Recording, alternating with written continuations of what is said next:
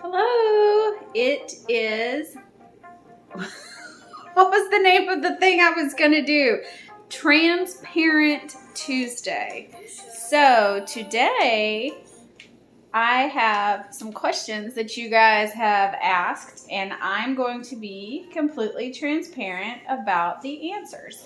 So in case you are just joining us, my name is Erica Grow, and I am on a weight loss journey.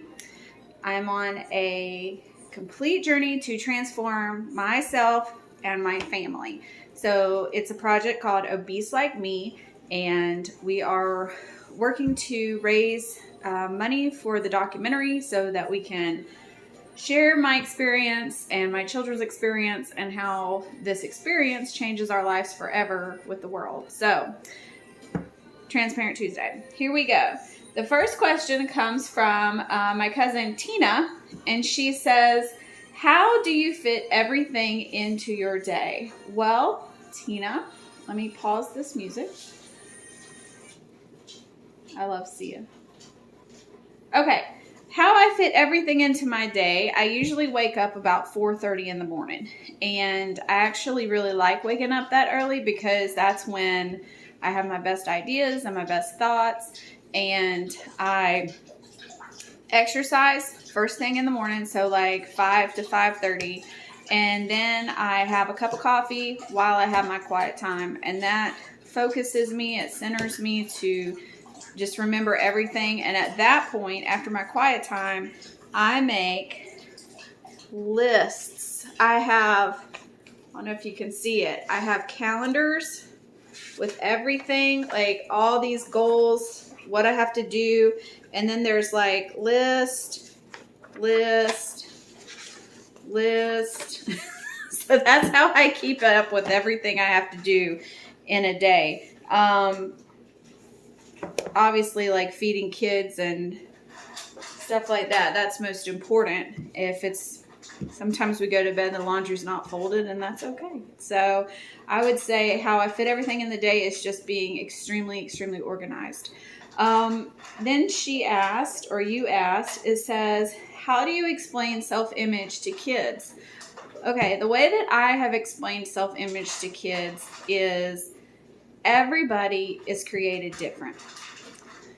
Nobody's the same. And that is awesome. I mean, think about how many plant varieties there are. Think about how many species of animals. Think about how many, anywhere you go, it's evident in nature that God likes variety. So like with Deborah Helen, yes, she's thicker, and just like me, I'm thicker, and that's just how God made us. But it doesn't make us any less beautiful than, say, someone that's super thin, or someone that has whatever.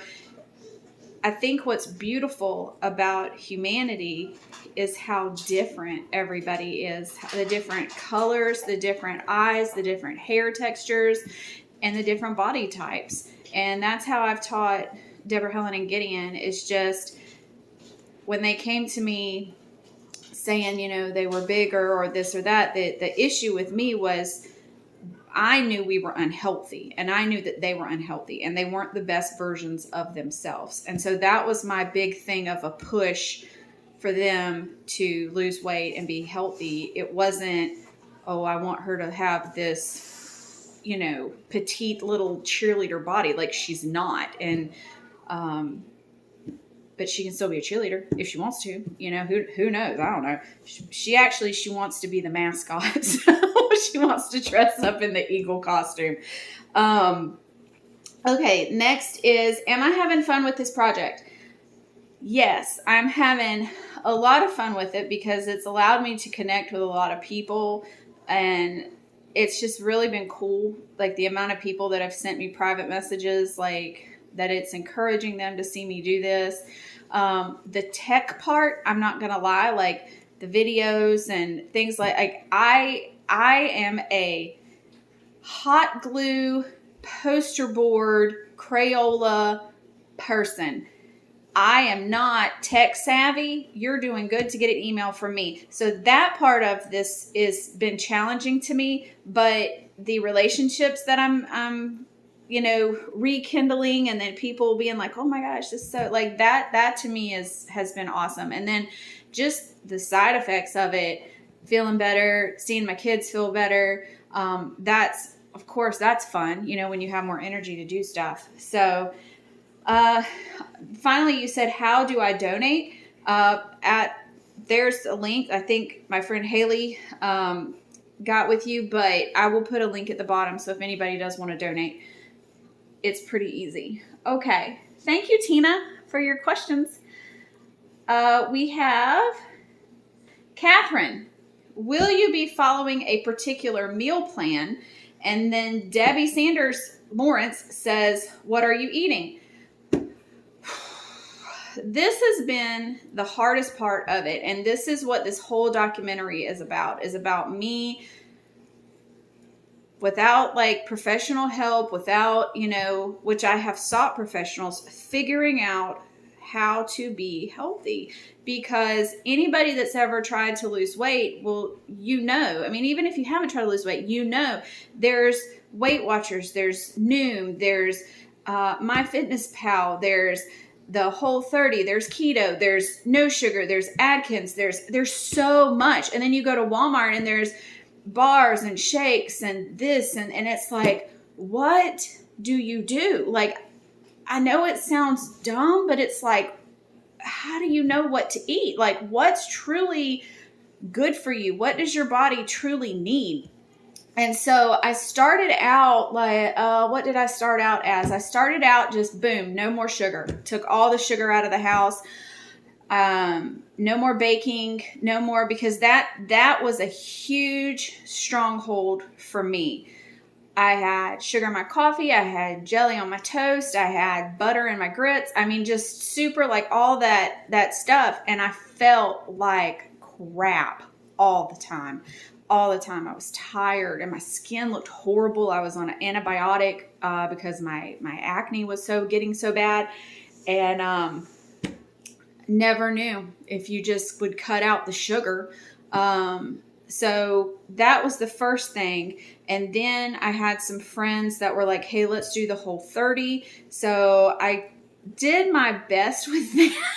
I couldn't give up the creamer in my coffee, but for the most part, like I really did stick to it, and I felt so good because it's basically like meat and vegetables, and you cut out like most of like the carbs and all this kind of stuff, and I really, really felt good. And then since then, I've done Noom, which is helping me learn about psychological stuff that I never even really realized. So that's been good. And then now I have met up with Dr. Bonnie Green, who runs a weight loss clinic up in Brevard, North Carolina. And she's teaching me about macros. So I don't know anything about macros at this point other than like the quick, 20-minute conversation we had, but I am going to start learning about that. And the thing that she taught me just in that conversation was that there's a way to eat to lose weight, and there's a way to eat to maintain weight. So in my mind, you just have to register that this is not forever. Like one day you will get to eat such and such in the proper portions. And so that's where I'm at right now. And I will say also that portions, I have started measuring everything because you really, like with MyFitnessPal or Noom, like you don't get a proper idea of like how many calories you're taking in if you're not measuring stuff. And what I realized with those things was I was eating way more calories than I even needed. Like, it's no wonder I was almost 300 pounds, like way more calories. So when you scale it back, not only did I feel better, but our grocery bill has just, so that's just to be transparent.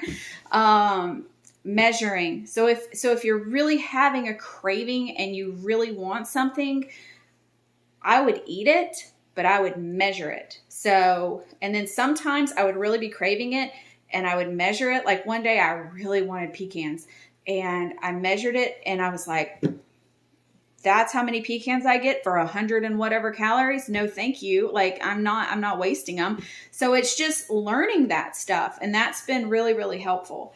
So thank you, Catherine. And thank you, Debbie, for your questions. Okay. So another one we have two more from Kathy. What motivates you on hard days? Okay. First of all, everybody has hard days. Everybody has hard days. And those days is when you need to step outside of your emotions and focus on, I think it's like your cerebellum, your cerebrum, something that's part of your brain that you're like not emotional. You've got to not be emotional. This is kind of what I drew you a picture. Okay, so this is what you do. You are here, right here. All right. This is where we all are, right here. And then what I think about is I'm called to be here. Okay. So see, it's higher than where I'm at right now. It's a totally different elevation. For me, and I think for anybody that's called to do something really awesome, sometimes you have to unlearn what you've learned so that you can better go up. So like for me, I'm like a pretty decent cook, but I know how to cook like fried chicken. I know how to cook mashed potatoes and gravy. I know how to cook, cake and pie and cookies and I mean, it's good, but doing it that way is not going to get me where I need to go. It's not going to get me here. It's going to get me right here. I'm just going to stay right there. So I've had to unlearn. I've had to relearn. I am relearning how to cook healthy and it still tastes good. Like that's the biggest thing for me is because I like to eat. And so on really hard days, I'll think about that. Like I'll think about what is this going to look like for me? Like I know what this looks like. I know what this is like, never being able to find clothes that fit, always feeling tired, always feeling self-conscious, not fitting in seats at the movie theater or the seatbelt not fitting on when I'm in an airplane. Stuff that's now. So if I can do this, if I can put up with the suckiness of this hardcore, like working it out, hiking up this thing, then what's this going to look like? What would it look like to go to Walmart and the only reason you don't buy something is because you don't like it? Not because they don't have anything that fits you, but because you just don't like it. Like, what would it look like to fit into a medium? I don't know. I don't know that I've ever worn it. Maybe it was a child, but as an adult, no. What would it look like to sit down in a chair and have like space? I don't know. What would it look like to, just go for a run? Just be like, hey, Gideon, let's go for a run. Like, what would that look like? And then I just daydream about that. Like, I just daydream about what that would look like. What would that look like to go to the beach and wear a bathing suit and not a cover-up? I don't know. Because I've worn a cover-up since I was maybe middle school. Yeah, shirts and a t-shirt over the bathing suit. So, but what would it feel like to not have to do that, or to feel just confident enough in who you are to not do that? So that's what I think about on those hard days, is that if I keep doing what I'm doing, that will happen. That will happen. It's not a pipe dream. Like it's attainable.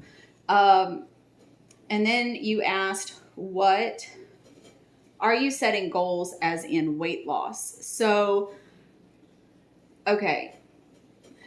I feel like the weight loss is a byproduct of being healthy. So if I eat right, I exercise, obviously I'm learning. I'm like eating half the calories I used to eat. The weight loss is inevitable. So is it a goal?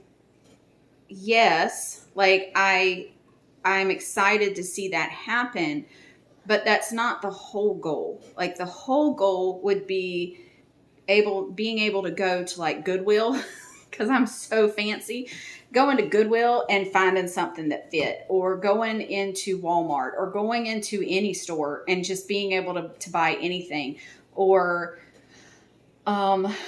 having more energy, or being able to wear a pair of slide-on boots because my calves are so big. Like I've never been able to wear a cool pair of slide-on boots. Like I have to wear lace-up boots. So it's like little things like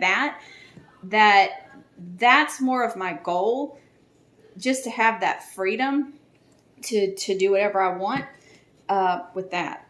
So, and then the final question is from my sweet friend Farah.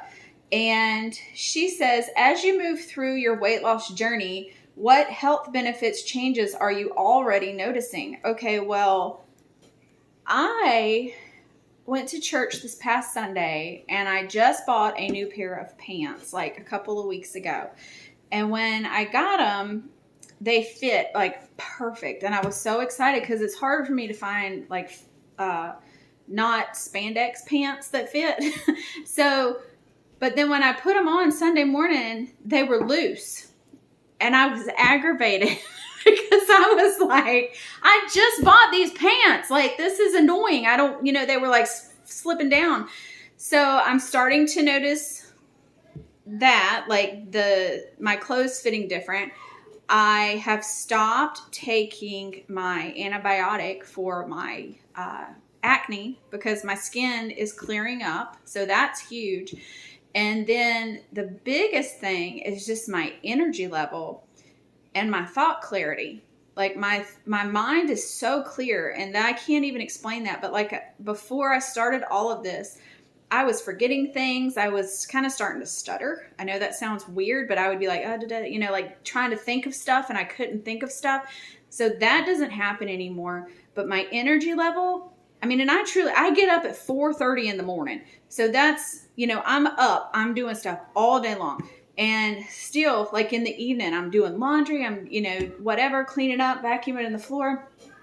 My energy level is through the roof. So those are some things that I've already noticed just a few months into this thing. So I hope that encourages you guys. Thank you for allowing me to spend, 19 minutes of your life being transparent. And I want to show you something real fast that came in the mail. I don't know if you can see it. I bought a big poster of us. Look at there. Look at there. This is what I do when Brian's gone. Listen, I love you guys. Thank you so much for supporting me, supporting this project. If you feel led to donate, I'm going to put the link below so that you can donate. Obese Like Me. We have 38 days. After 38 days, if we haven't raised the money, it's done. We don't get a dime of it, and it'll just be a really good idea. If we do get the $25,000, then we get to move forward with production, and who knows what God will use that for. I'm so excited. I absolutely adore you guys. Thank you so much. Have a great day. Bye.